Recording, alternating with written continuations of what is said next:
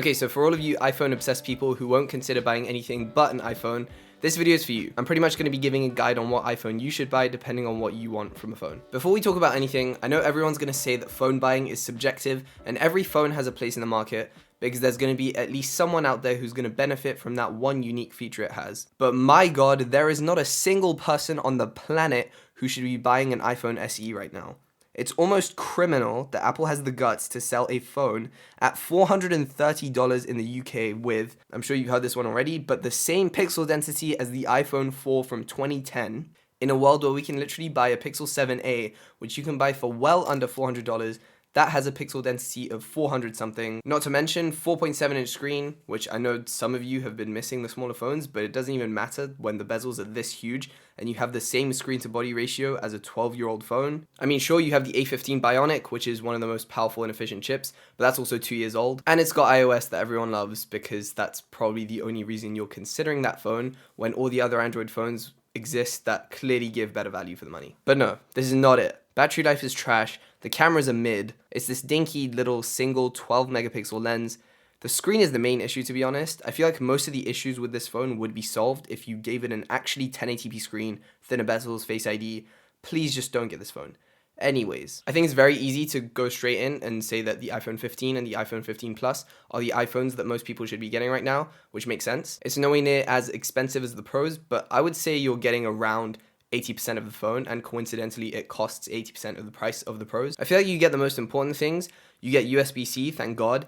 A lot of people, including myself, were worried that USB-C was going to be one of those Pro-only features. You even get Dynamic Island, which I don't think gets enough credit. I still don't think we should be praising Apple for how they still have such a huge hole punch cut out when every Android phone is trying to make their hole punch as small and unnoticeable as possible. But at least they went through a lot of effort to add some software tricks to actually make it feel like it's meant to be there, so there's not always a distraction. Admittedly, some of the animations do look pretty smooth and I can't really complain too much, especially when it's on the base model phones. The bezels are slightly thicker, you lose the telephoto camera on the back, you also don't have the action button, but nobody really cares about that. But I think the biggest thing you're missing out on by getting the base model phones is the 60Hz screen. I think that's definitely the biggest downgrade from the 120Hz Pro phones. And unless you're a geek, that probably won't make that much of a difference to you, so I think most people are okay to go with this phone. I think this is definitely the biggest year for Apple's base model phone in a while. It's everything you need in a phone and nothing you don't. And then in one specific area, the iPhone 15 Plus actually outperforms the higher end Pro phones, and that's in battery life. Now, admittedly, it is because the phone is still at 60Hz, so clearly less power is being drawn from the battery that is also larger on the Plus.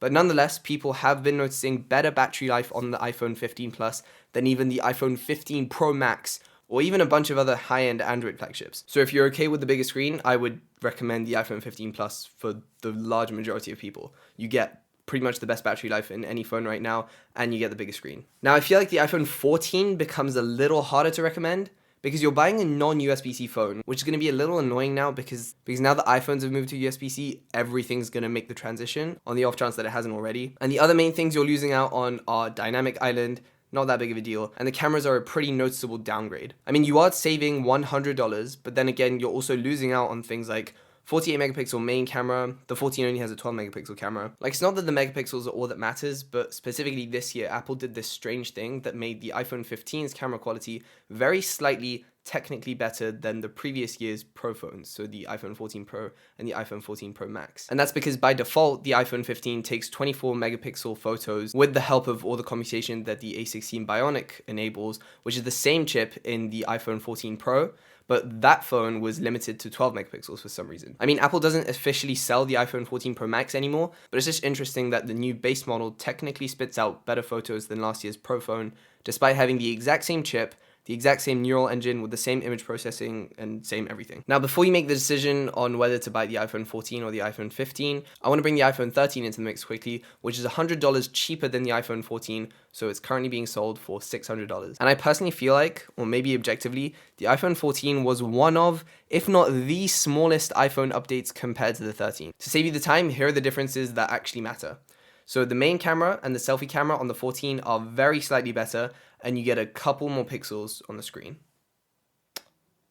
That's it. The The rest of the features that came to the 14 were things like crash detection, eSIM, and like a design that's more repairable. Clearly not deal breakers to, I don't think, anyone on the planet. So I feel like if you're on a bit of a tighter budget and the iPhone 15 is slightly higher than you would want to dish out for, instead of jumping straight down to the 14, I would actually consider the iPhone 13 for another $100 cheaper because the differences really are that minuscule. Now, obviously, getting a newer phone is going to come with the added benefits of the extra years of software updates, but I don't think it's going to make that much of a difference because most of these phones are supported for 6+ years and they'll last a long time after that, so you'll be fine. Then we have the very best that Apple sells, which is the $1,200 iPhone 15 Pro Max. And I feel like if you're considering this phone, you know exactly who you are and you know what you want, so you know what you're going to get. One of the longest lasting phones that you can buy right now on the market, second only to the iPhone 15 Plus.